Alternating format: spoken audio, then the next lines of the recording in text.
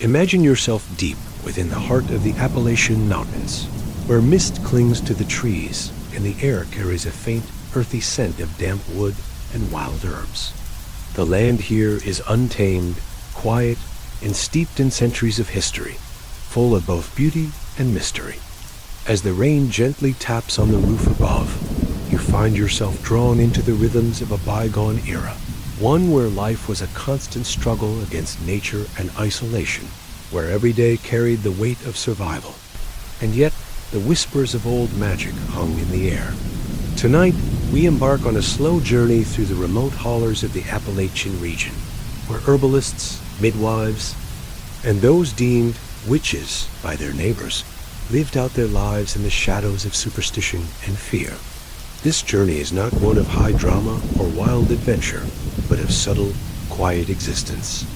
Here, we'll uncover the untold stories of those who lived on the edge of society, in tune with the earth, yet always one misstep away from being cast out.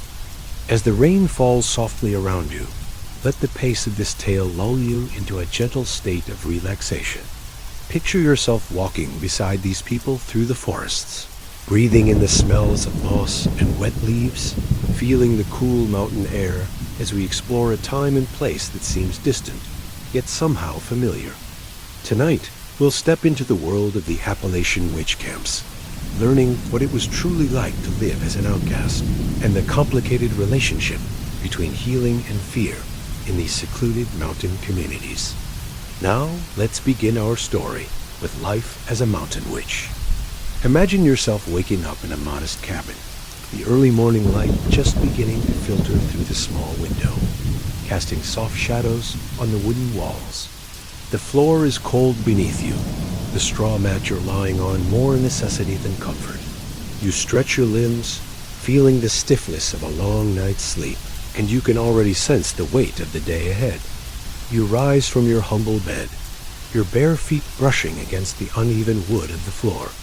The scent of damp earth and pine drifts in from the open window, and the faint sound of birds greeting the dawn fills the air. You move toward the fire pit in the corner, still warm from the night before, where a kettle of herbs is brewing.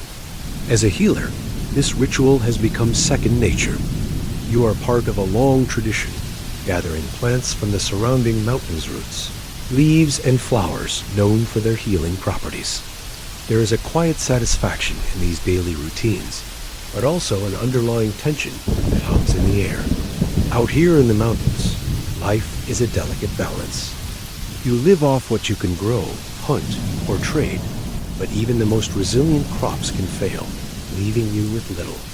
You have learned to forage for your food and medicine, the wild herbs of the forest becoming your sustenance and your salvation.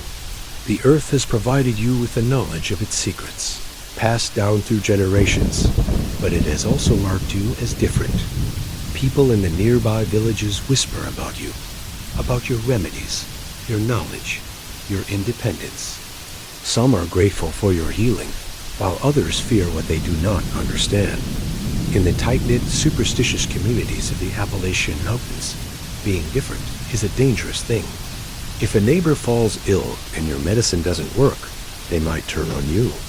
If the crops fail in a particularly dry season, some may come knocking at your door with demands for answers, accusing you of using dark magic, of bringing bad luck to the land. The rumors, no matter how unfounded, have the power to destroy your life. But it's not just the fear of being accused of witchcraft that hangs over you. It's the constant struggle to survive, to make do with what little you have. You often spend your days wandering the woods, gathering herbs that only grow in the most hidden places. The roots of the earth become your companions, and the sound of the wind in the trees your lullaby.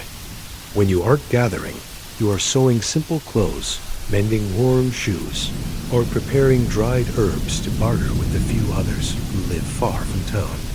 Despite your best efforts, you are isolated sometimes by choice, sometimes by circumstance. The villagers fear your independence, your knowledge of plants and remedies, and they question what it means to live outside the norms of society. Even the smallest mistake could lead to suspicion. If a crop fails, you could be accused of cursing the land, and no amount of explanation will change the minds of those who are already frightened. In the quiet of your cabin, with only the sound of the fire crackling and the birds singing in the distance, there's a growing sense of tension. You know that one misstep could mean being shunned, or worse, being cast out into the wilderness with no one to rely on but yourself. The idea of being abandoned, of having nowhere to turn, feels like a constant weight on your shoulders. But still, you persist, because it is the only life you know. The life of a mountain witch is one of resilience, but also of quiet risk. Every day is a delicate dance between survival and suspicion, and as the day unfolds, you carry on tending your herbs, practicing your remedies, and hoping that the storms of life will pass without turning against you. As the days stretch into one another in the quiet mountains, it's easy to forget that those who lived in the shadow of the hills were not always as solitary as they seemed. They were connected, not just by the land they cultivated, but by the traditions they carried. Traditions that, over time, became both a means of survival and a reason for suspicion. Granny Whitaker was one such person, a woman whose very name evoked both reverence and fear in equal measure. To know her was to walk the delicate line between awe and caution, respect and uncertainty. Her life, which spanned many years in these rugged mountains, was one of quiet determination. Granny had seen much. Born into an era when life in the Appalachian hills was both grueling and beautiful, she grew up learning from the earth, understanding its rhythms, its patterns, and its secret offerings. From a young age, she was taught by her mother and grandmother how to gather herbs, how to prepare simple remedies from the roots and leaves of the forests surrounding her home, and how to interpret the weather through the patterns of the animals. She learned to see signs where others saw only chance. In those days, the mountains were filled with the sounds of survival, the clinking of wood against metal as families built homes, the buzz of bees, the hum of the river winding its way through the holler. All of these were familiar sounds. But as you walked beside Granny in her younger years, you would hear something else too. The voices of those who came to her door. You might hear the quiet shuffle of feet through fallen leaves as a neighbor walked up the path, a basket in hand, seeking relief from a fever or an ache that had lingered too long. Granny's cabin was nestled in a quiet part of the forest, far enough from the village that you couldn't see it from the road, but close enough for people to find her when they needed her. Her small home, made of logs and stone, was filled with the scent of dried herbs and the faint smell of wood smoke. The walls were lined with shelves, each holding jars filled with tinctures, dried flowers, and strange concoctions. The hearth in the corner was where Granny would spend hours every day, boiling roots, steeping leaves, and preparing her remedies for anyone who needed them. These were not just cures for physical ailments. They were remedies for the spirit, the mind, and even the soul. But Granny Whitaker was more than just a healer. She was also a woman who walked a fine line between the natural and the supernatural. Her connection to the earth was not just practical, but deeply spiritual. Some of the things she did, some of the things she said, seemed to blur the line between medicine and mysticism. It was said that she could read the future in the patterns of the stars, that she could see hidden truths in the flicker of a candle flame. It wasn't uncommon for her to offer advice to those seeking more than just a remedy for their ailments. She might have known that a couple's crop would fail before it even began to grow, or that a family member would fall ill long before the first signs appeared. Her knowledge was both a gift and a curse. While many sought out Granny's remedies, there was always the underlying suspicion that she held powers beyond simple healing. She became known not only for her medicinal skills, but also for the folklore surrounding her, stories passed down by those who had come to her for help, who had left her cabin with an uneasy sense that something had changed, though they couldn't quite say what. As you stand on the path toward her cabin, the trees around you are thick with the scent of pine, and the air is still. The faint rustle of the wind in the leaves seems to speak of secrets that have been whispered for generations. As you step inside Granny's cabin, you can feel the weight of her presence, even if she is not there. The room is dimly lit, filled with shadows cast by the firelight. You can hear the soft bubbling of a cauldron, and the smell of herbs and boiling roots fills the air. The flickering light dances off the walls, creating strange shifting shapes, as if the room itself is alive.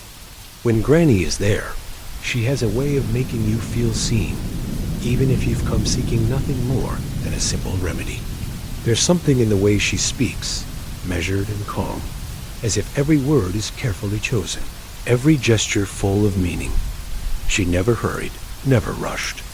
Her answers came slowly, but they always seemed to hold the weight of something important, something eternal. She never told anyone exactly how she knew what she knew. It was as if the earth itself spoke to her, revealing its secrets in whispers only she could hear. The fear that surrounded Granny was not just the fear of the unknown, but a fear of losing control. People who had come to rely on her might have left her cabin with a sense of unease, wondering if they were somehow under her influence. The rumors grew over time, and soon Granny's name was whispered with both awe and fear. Some believed she was a healer, others a witch. But to those who feared her, she was something far darker, someone who held power that should not be trusted. But in truth, Granny Whitaker was simply a product of her environment, someone who had learned to survive in a world that demanded both independence and conformity. She was a woman who used the knowledge passed down to her, not for personal gain, but to help others. But that knowledge, that deep connection to the earth and its mysterious ways, made her a figure of both respect and fear. As the years passed, Granny's reputation only grew. She became a figure of legend, someone whose story would be told long after she had passed. And though she was feared by some, she was also deeply respected by many, especially those who had felt the touch of her healing hands. They knew that, despite the whispers, Granny had saved lives both physical and spiritual. Granny Whitaker's life is a reminder of the fine line between the known and the unknown, between survival and suspicion. She lived in the quiet, shadowed world of the Appalachian hills, where every step forward was both a triumph and a risk. Yet in her old age, surrounded by the very people who had once feared her, Granny's legacy remained one of quiet strength, resilience, and an unshakable connection to the land she called home. As you sit in the dim light of the cabin, nestled into the comforting sounds of rain tapping softly on the roof, you begin to ponder the deeper mysteries that surround the lives of the people who lived here, particularly those like Granny Whitaker. Beyond the simple herbs and poultices, the rituals and symbols they used often seem shrouded in mystery. These were not mere decorations or superstitions. They were part of an ancient language, one woven deeply into the fabric of Appalachian culture. In the hills and hollers, the line between magic and medicine was often blurry. To some, the symbols carved into the old wooden doors, the hex signs painted on barns, or the charm bags tucked under pillows were nothing more than quaint relics. But to others, these were powerful talismans, carefully crafted with purpose and meaning.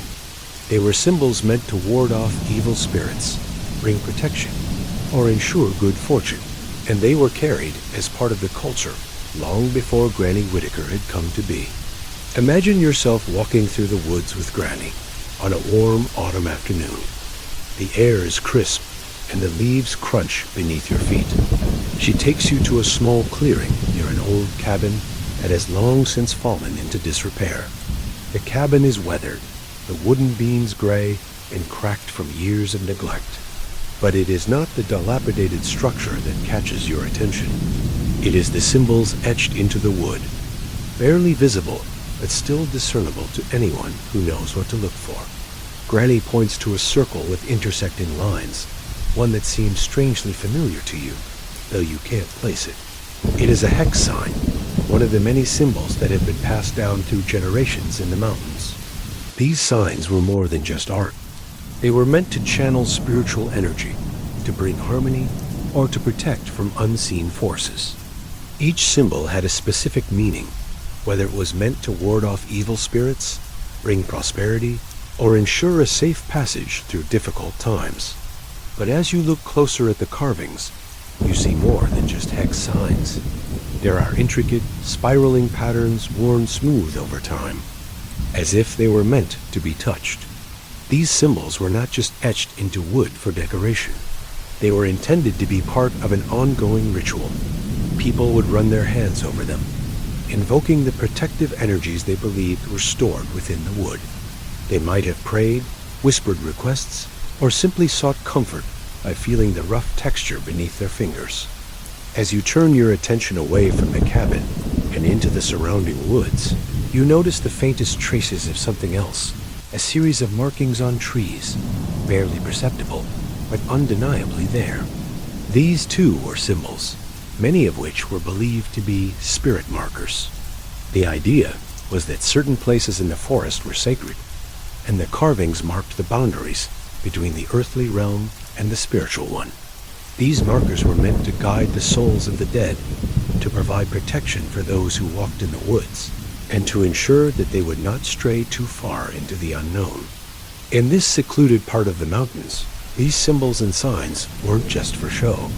They were deeply woven into the spiritual fabric of life. Families would hang charm bags on their porches, made from small cloth bags filled with herbs, stones, and other objects believed to carry protective properties. These charm bags, hung by the front door or tucked into the corners of a home, were thought to shield the household from illness, bad luck, or even curses. The bags themselves weren't just a casual practice. They were carefully constructed, each item placed inside for its specific energy or meaning.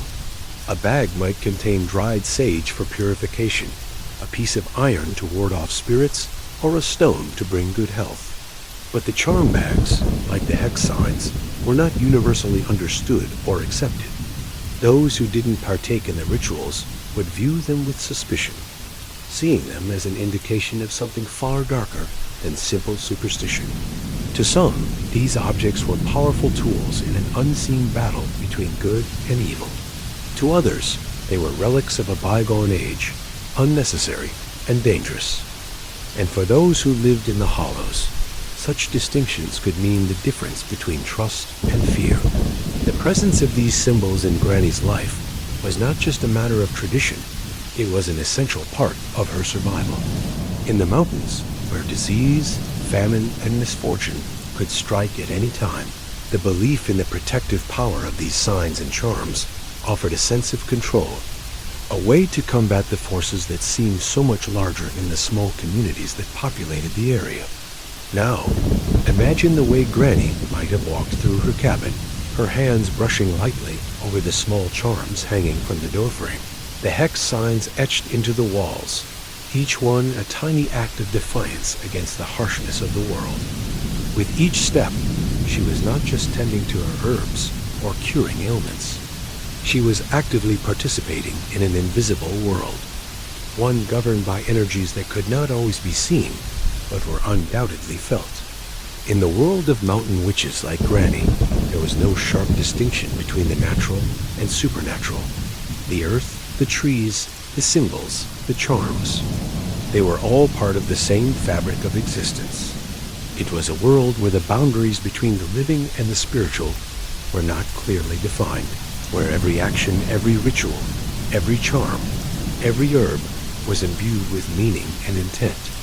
For those who believed in the power of these symbols, they were not mere superstition, they were tools of survival. For those who feared them, they represented a world beyond understanding, one that could easily slip into something much darker if left unchecked. The mystery of these charms, hex signs, and spirit markers was not just about the symbols themselves. It was about the unspoken bond they created between the people and the land. They were the quiet language of the mountains, a language that spoke of survival, fear, and hope. Now, as the rain continues its gentle patter, you find yourself standing on a different side of the Appalachian Divide. The humble cabins and secluded hollows have given way to grand estates, the private. Hunting lodges of the wealthy landowners who have carved out their own niches in the Yao, very mountains that many locals view as rugged and unforgiving. These grand homes stand in sharp contrast to the small, weathered cabins of the mountain folk.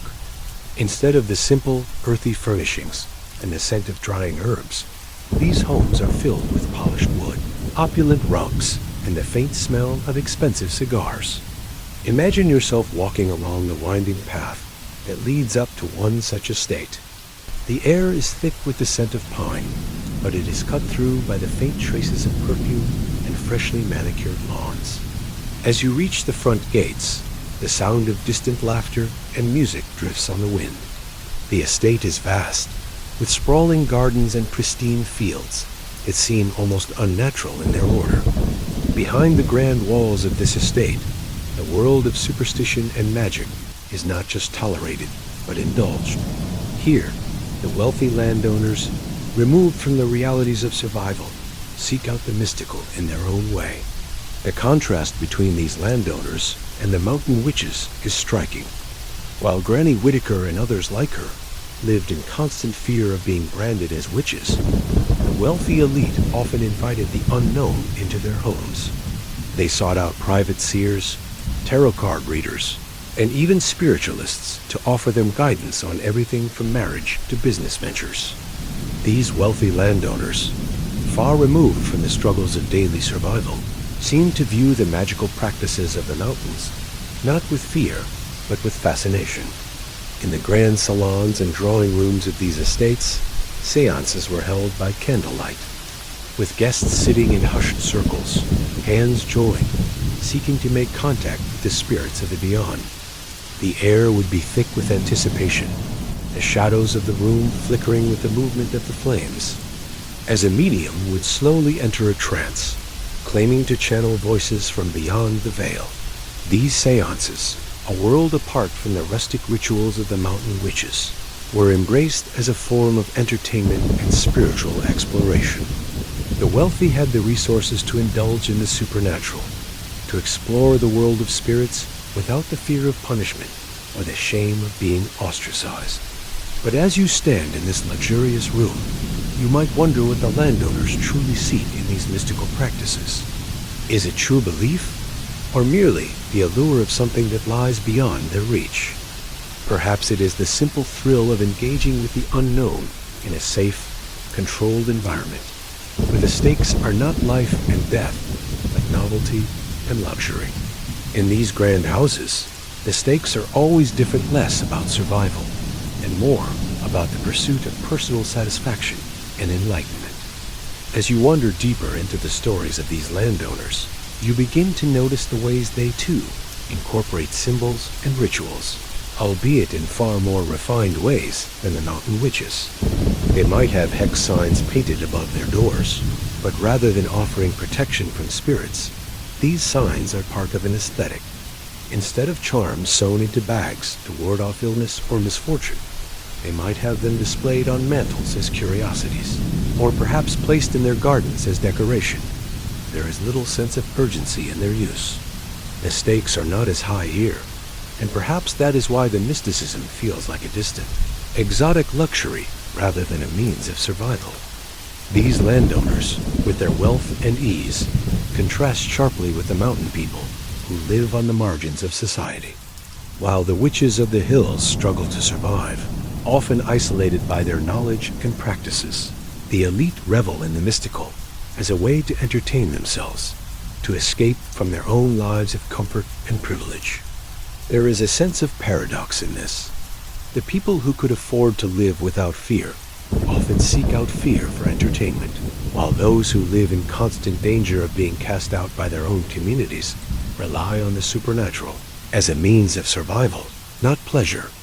In these grand estates, you might imagine hearing the crackling of a fire, the murmurs of a medium calling upon the spirits, or the soft whispers of guests speculating about the power of the rituals they are witnessing. Outside, the wind begins to pick up, rattling the windows in their frames.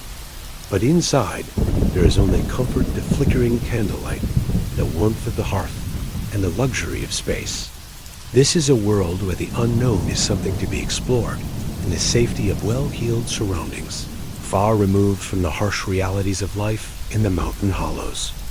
And yet, as you stand in this place of wealth and refinement, there is still a subtle sense of unease that lingers in the air. Perhaps it is the faint echo of the mountain folks' belief in the power of the earth, the land, and the unseen forces that govern all things. No matter how far removed these landowners may be from the struggles of survival, the pull of the supernatural remains just as strong. Whether in the deep hollers or in the drawing rooms of grand estates, the desire to understand the unknown, to grasp something beyond our comprehension, remains a common thread that binds all people, regardless of their place in the world. As the rain continues to fall softly, drenching the earth in its rhythmic cadence, you find yourself reflecting on the stories of those who have walked these mountains before you. From the isolated mountain witches who lived on the edge of society, constantly at the mercy of nature and the fears of their neighbors, to the wealthy landowners who sought out the supernatural as a luxury each. Story is a quiet testament to the way humanity has always looked to the unknown for understanding. In the shadows of the hills, where the trees grow tall and the mist lingers long after sunrise, the whispers of old magic, healing, and fear still persist. These are not just stories of witches and charms, but stories of survival of people, seeking balance in a world that often seemed indifferent to their struggles. Granny Whitaker and others like her embodied that struggle, their lives marked by a delicate dance between hope and danger, belief and suspicion. And yet, even in the comfort of today, with its modern comforts and conveniences, the pull of the unknown remains. The desire to seek answers, to uncover mysteries, and to understand the forces that shape our lives is just as strong as it ever was. Whether it is the rustic charms of a cabin in the woods, or the polished hex signs of a wealthy estate, the fascination with the unseen, the unexplained, is timeless. It's a thread that runs through history, binding us to those who lived in simpler, quieter times, and reminding us that, despite our advancements, we are still, in many ways, the same as those who came before. So as you settle in, the soft sound of the rain washing over you, you can take comfort in the quiet knowledge that these stories, these quiet lives, continue to echo through the mountains, through time, and through the minds of those who still wonder about the world beyond the veil. The witches of the Appalachians may be legends now, but their legacy endures. Quiet, unspoken, yet ever present in the whispers of the wind and the rain. Take a deep breath and let the calmness of this moment wash over you, the rhythmic sound of the rain slowly guiding you into a peaceful rest. The stories, though they have ended, remain gentle, soothing, and always waiting to be remembered. And with that, the journey through these strange stories comes to a close. Let the quiet rain carry you into sleep, carrying with it the mysteries of the past, softly and peacefully into your dreams. Imagine yourself walking through the crisp, cool air of a dense forest. The sounds of nature are muffled by the weight of the cold that seems to seep into your very bones. The world feels distant safe, perhaps, but also uncertain. It is the 1600s, a time when the woods surrounding small, isolated colonial villages held both mystery and danger. Fires crackle in distant hearths, and the scent of smoke mingles with the sharp scent of earth and damp wood. Life here is harsh, governed by a strict code of survival and belief. But there is a deeper fear that thrums beneath the surface, a fear not of wolves or wild animals, but of the unknown. The fear of a whispered accusation, of being accused of something beyond comprehension. It is a world where dreams are no longer your own, where the lines between the natural and the supernatural blur with frightening ease. Tonight, we are going to journey back to that time, to understand what it was really like to sleep in the rough makeshift tents of witch trial prisoners. Cold, hungry, shackled by fears both real and imagined. We'll explore the strange rituals, the unforgiving conditions, and the desperate cries for mercy from those who were forced into unimaginable circumstances. Imagine the chill of the ground beneath you, the dampness of your clothes clinging to your skin, and the constant shiver that runs through you, not just from the cold, but from the terror of what might come next. This is not a dream. This is the harsh reality of those who found themselves imprisoned under suspicion of witchcraft in the early colonial wilderness. The night presses down on you like a thick, suffocating blanket. The wind outside howls through the trees, sending an eerie shiver through the bare branches. Their skeletal limbs scrape against the canvas of the tent as if reaching for you, begging to pull you into the darkness that lurks just beyond. The cold, sharp, and unrelenting seeps through the thin walls of the makeshift shelter, and you feel it in your very bones. You can almost taste the cold on your tongue, sharp like bitter metal, a constant reminder of your isolation. The earth beneath you is unforgiving. Straw, hastily gathered, offers little comfort, poking through your threadbare blanket as you shift your position. The rough fabric scratches against your skin, and even the warmth of your body offers little respite. The chill is constant. It cuts deeper with each passing hour. You strain against the shackles on your wrists, the iron biting into your flesh with each movement. They are heavy, cold, and unyielding symbols of your captivity. Every time you attempt to shift, to ease the ache in your limbs, the chains rattle, a sharp, metallic sound that echoes through the quiet tent. It is a constant, unrelenting reminder that you are bound, not just by the shackles, but by fear, by suspicion, by the very air that surrounds you. The world outside these walls holds nothing but accusations. There is no safety here. You used to think that when the night fell, it brought with it the promise of rest, of respite, but not tonight. Not anymore. The darkness now feels oppressive, as though it has become an entity all its own, feeding off your unease, growing stronger as the hours drag on. You lie there, eyes wide, staring up at the dim outline of the tent's canvas above you. The moon, barely visible through the thick clouds, casts just enough light to illuminate the shadows in the corners of the room, leaving you to wonder what lurks beyond your sight. You close your eyes, but the images don't fade.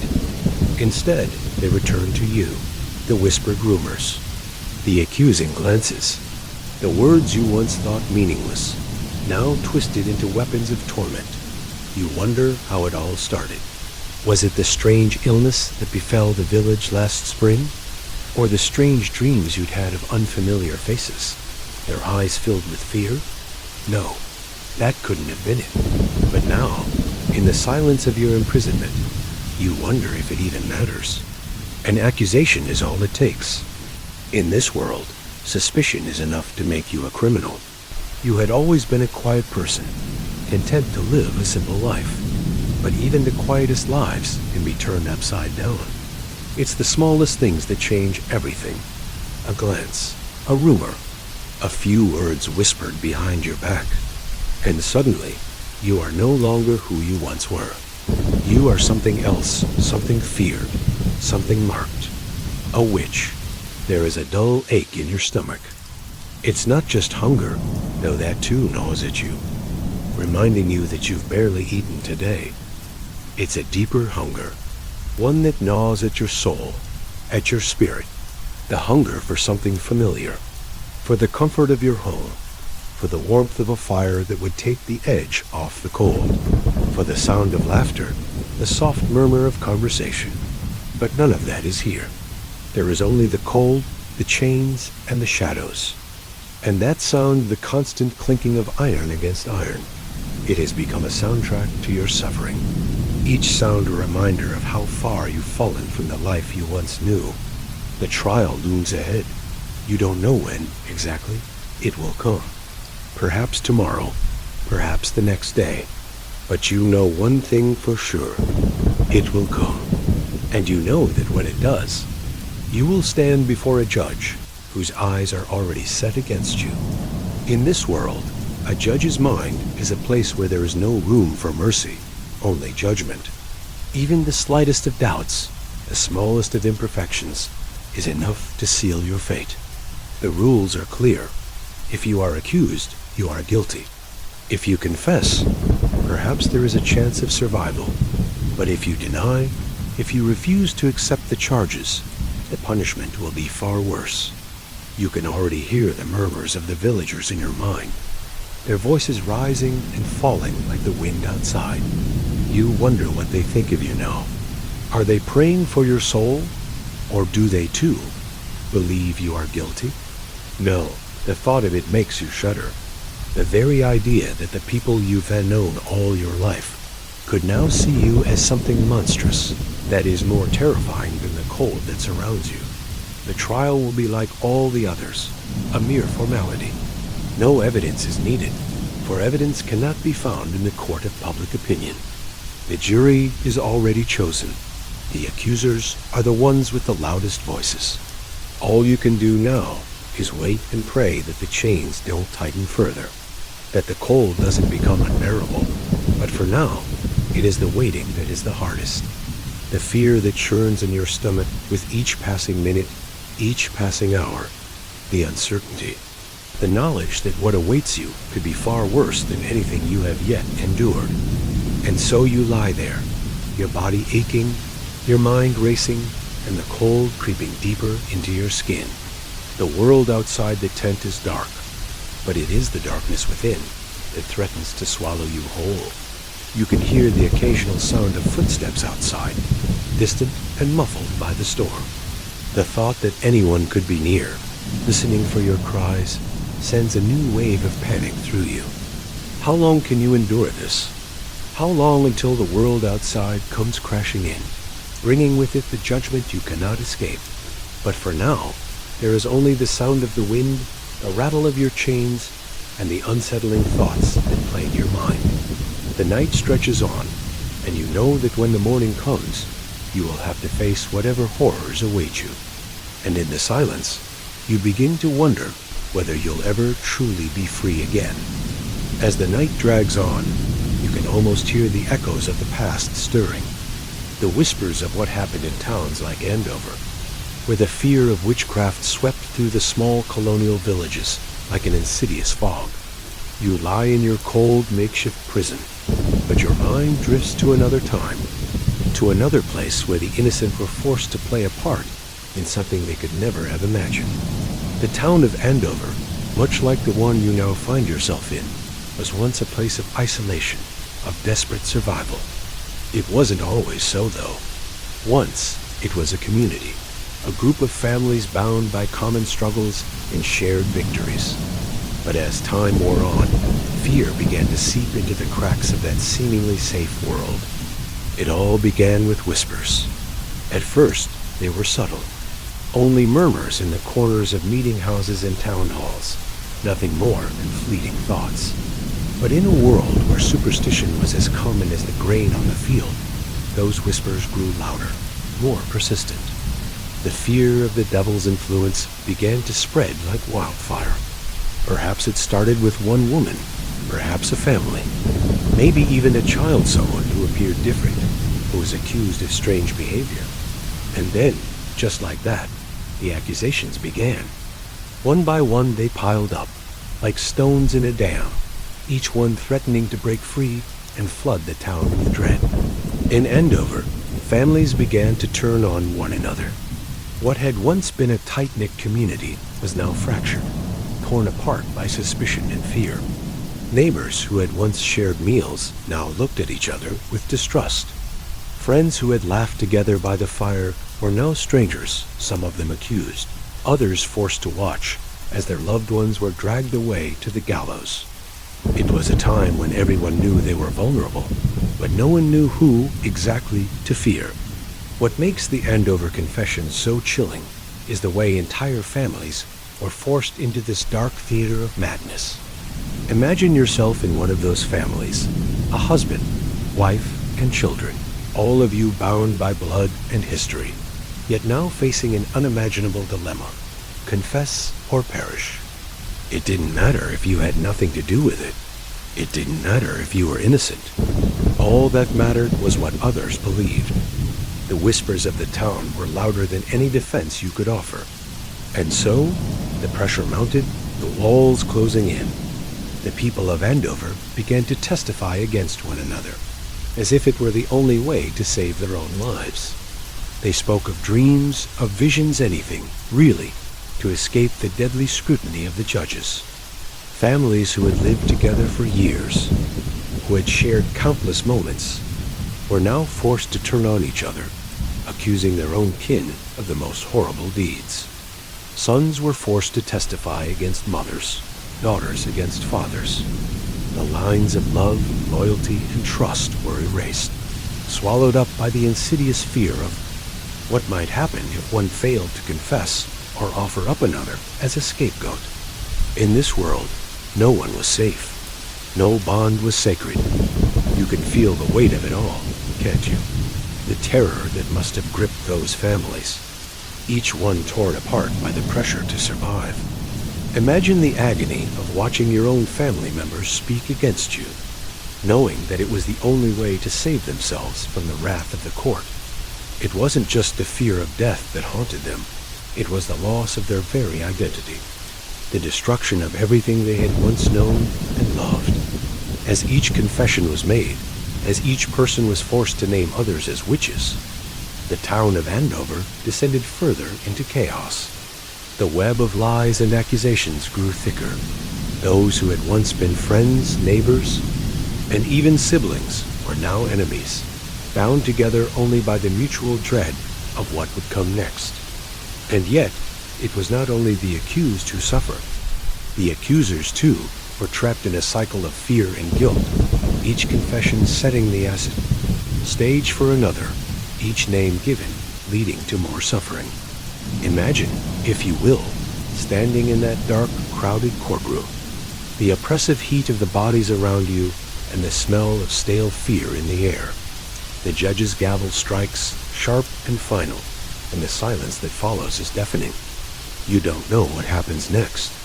You don't know if you will be the one dragged away, or if the accusations of others will save you for now.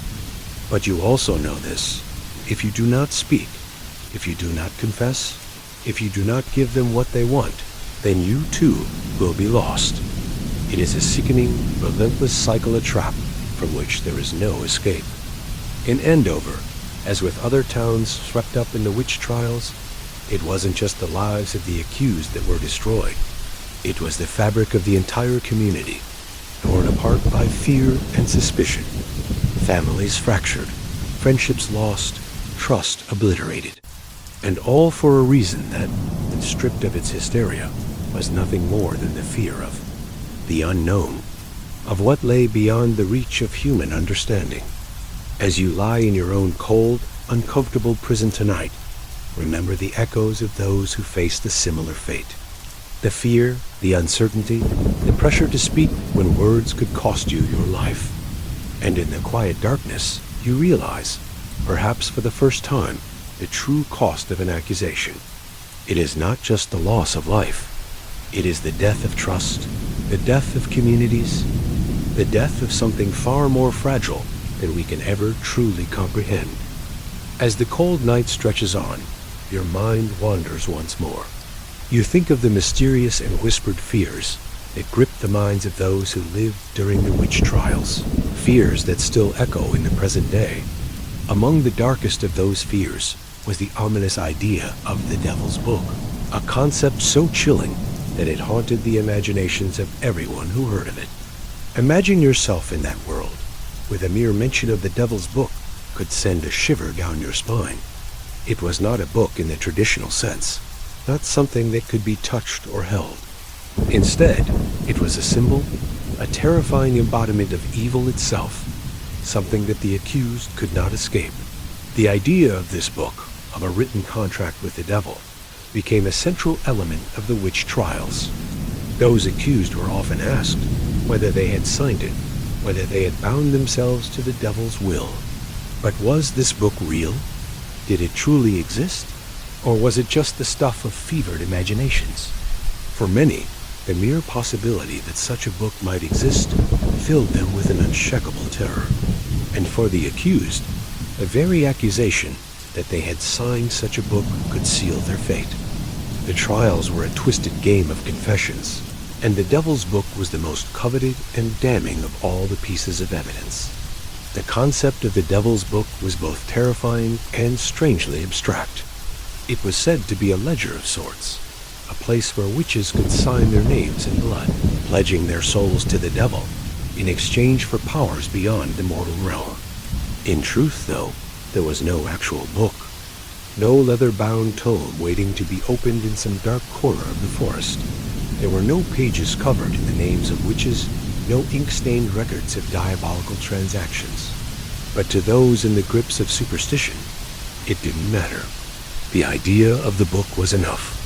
The thought that someone might have signed it, that someone could have willingly given themselves over to evil, was enough to condemn them.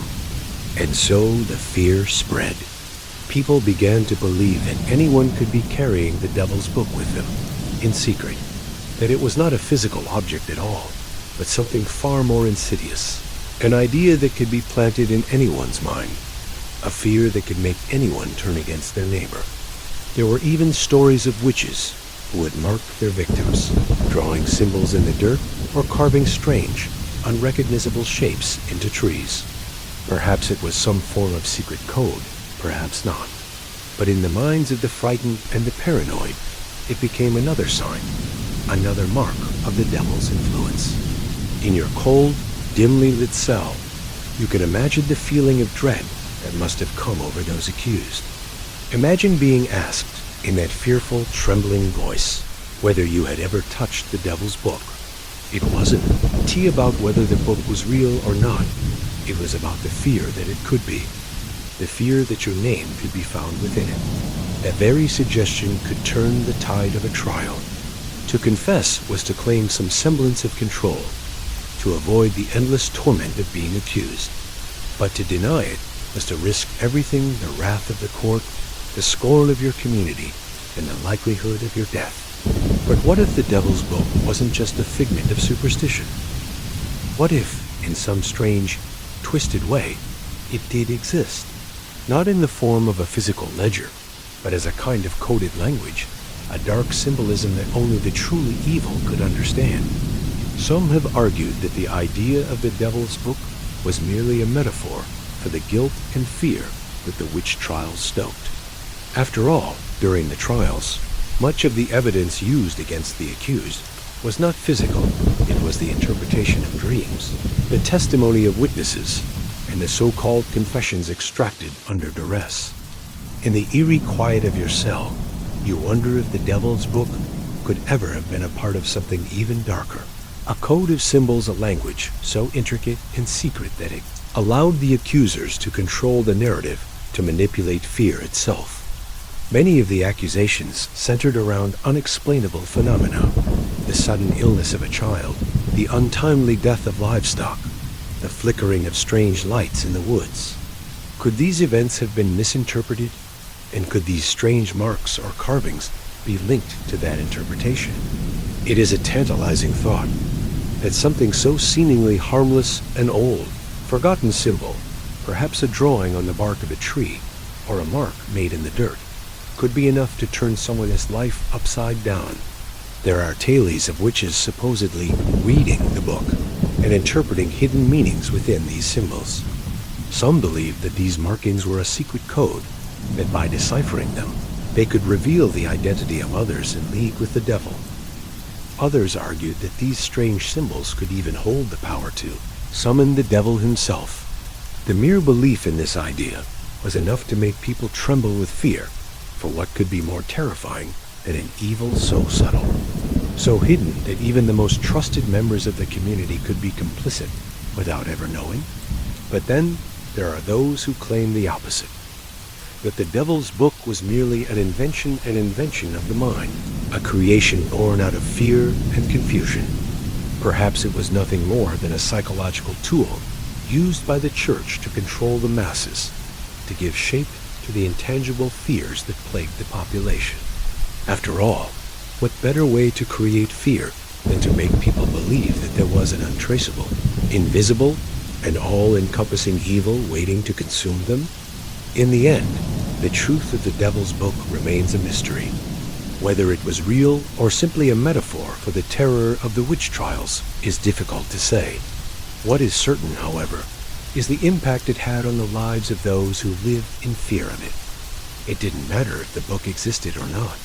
The belief in it was enough. And that belief terrifying, all-consuming, was the true horror of the witch trials.